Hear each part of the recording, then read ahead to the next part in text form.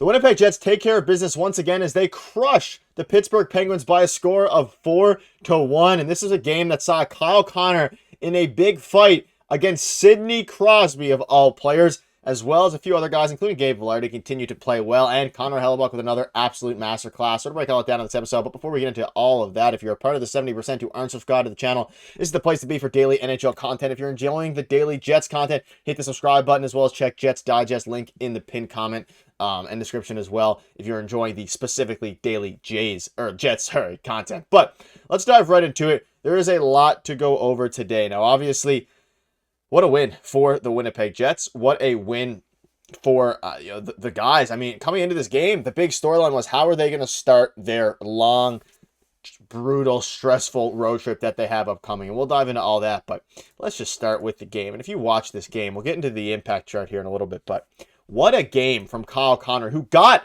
the Gordie Howe hat trick nonetheless. What an absolute masterclass of a game by KC. Had a goal, had an assist, of course. Also had a big fight against Sidney Crosby, and the fight didn't last very long, but that is something that, wow, do you rarely see at any level. Seeing Sidney Crosby in a fight, that's his first fight in years. I don't know the exact stat. Someone let me know down below. I thought I heard 2014, but let me know the last time Sidney Crosby fought. It would have been a while ago.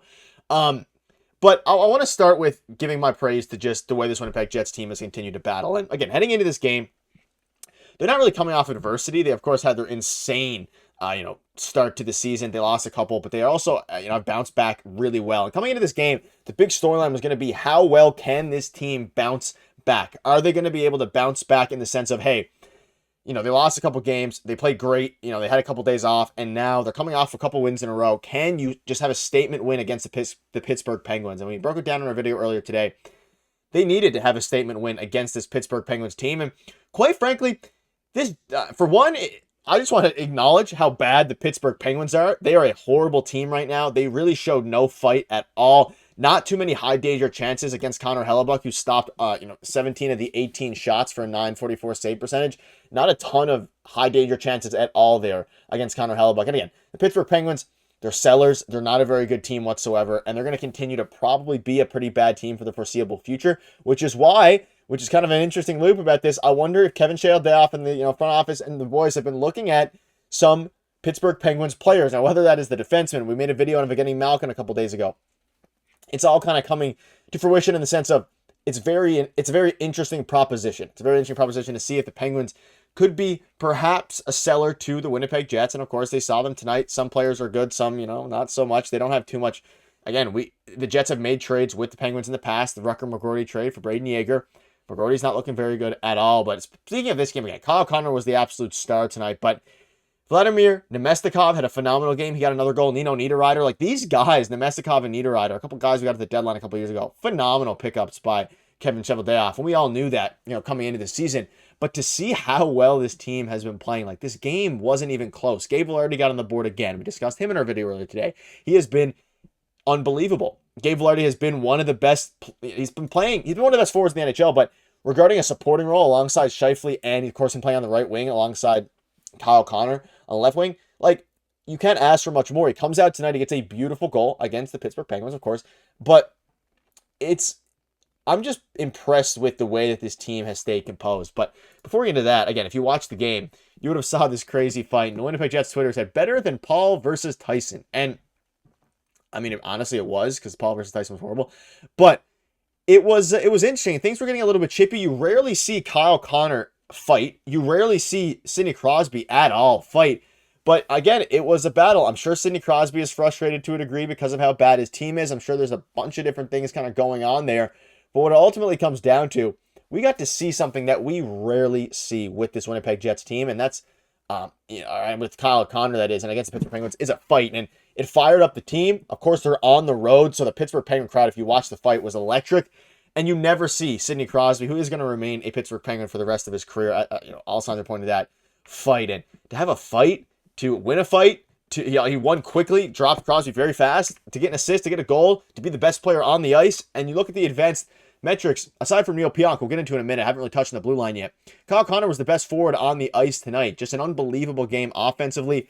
And again, I want to dive into something here in a minute, take away from this game. But, I mean, we look at these score impact charts, and everybody and the team is playing so well that even the guys at the bottom are still doing fairly positive. And it is the guys you would expect, which we'll dive into in a second here. But again, Nikolai Ehlers with a great game. Dylan Samberg, great game. Cole Perfetti, a very solid game.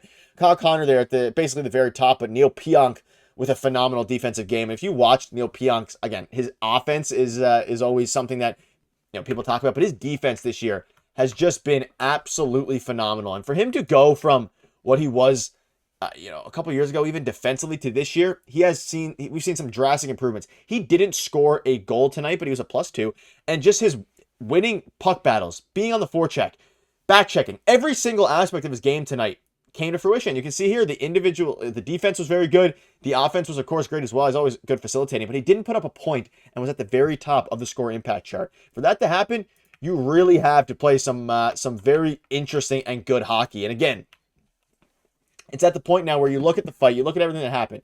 Neil Pionk being at the top. You had Mark Scheifele have a bit of an off game for Mark Scheifele's standards, and it still results in a Winnipeg Jets win. A dominant one at that. You see Connor Hellebuck playing very well. You see Kyle Connor playing very well. And you're at the point now where you look at the two bottom players at that score impact chart. It was Hayden Fleury, it was Colin Miller. The future for the Hayden Fleury especially is still up in the air. I think he had a fine game. I don't think he's looking great though. And as the Jets continue to probe the trade market and see what players that they need to specifically to grow into a championship or Stanley Cup, I guess, contending team, is Logan Stanley / Hayden Fleury's spot up for grabs. I see a lot of you guys in the comment section saying that Logan Stanley's spot is very open. It needs to be taken by Ville Heinola, who is, again, probably going to make his debut sometime soon for the season. So as things continue to grow on that front, rumors are going to continue to escalate, and with each game where you see Hayden Fleury at the bottom of the score impact chart, I mean, a lot of that's because, again, he's averaging the least minutes. He isn't very experienced. They probably would prefer to have Logan Stanley out there, and that's why he skated today, is for that exact reason. But as you continue to look at it deeper and deeper, I see a real world where they make a trade for a third pairing blue liner, sorry. And maybe, again, for a fourth line center or something like that. But even then, the fourth line is still looking solid. You have Rasmus Kupari looking great. You have Morgan Barron looking solid. They didn't have phenomenal games tonight, but still. And then when you're getting contributions from even the third line, second line, like Nino Niederreiter having a phenomenal game, Vladimir Nemestikov in the second line having a phenomenal game.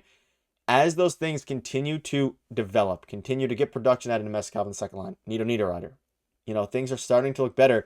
You really start to debate, hey, this Winnipeg Jets team is for real, and I don't see a world where they don't make a strong push. And it starts with another game tomorrow against the Nashville Predators, which are a very good team. And ultimately, it's going to be interesting to see what happens with the Winnipeg Jets in that game, because in all likelihood, Eric Comrie is going to be starting that game. And he's been good so far. I believe with 3 wins, 3-1, or 3-0 actually, I think. But let me know down below what your thoughts are on all of this.